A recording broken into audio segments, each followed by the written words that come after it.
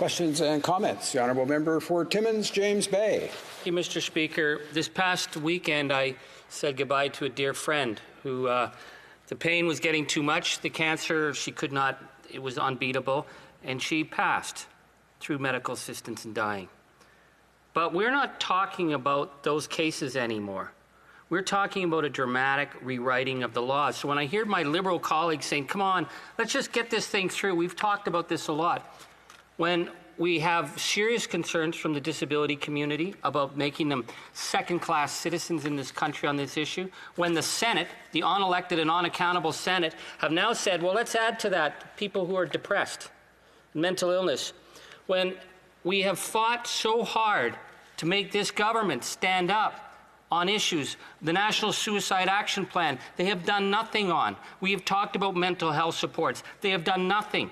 We have talked to this government time and time again about disabled people living in poverty. They put it off for another day, but they tell us it's time to rush legislation that's creating a second track of humanhood in this country for disabled people who do not have the support and ability to live the lives that they fully deserve. And now the Senate is willing to say, well, let's take in people who are depressed.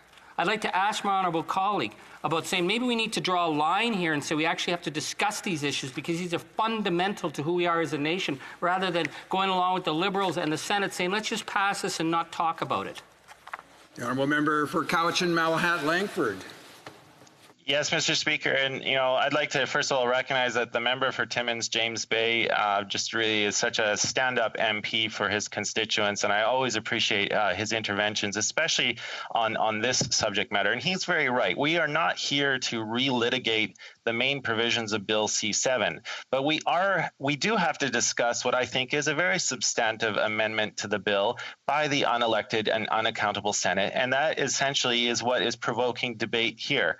Whether or not we agree as a House that the mental health exclusion section of the bill needs to be sunset. And he's very right. If Liberals and Conservatives honestly cared so deeply about the plight of persons with disabilities, they would have agreed to the letter that was sent by the member from Elmwood Transcona and the member for Esquimalt Saanich when they wrote to the minister asking that a monthly amount of $2,200 be awarded to all persons with disabilities to make their lives measurably better.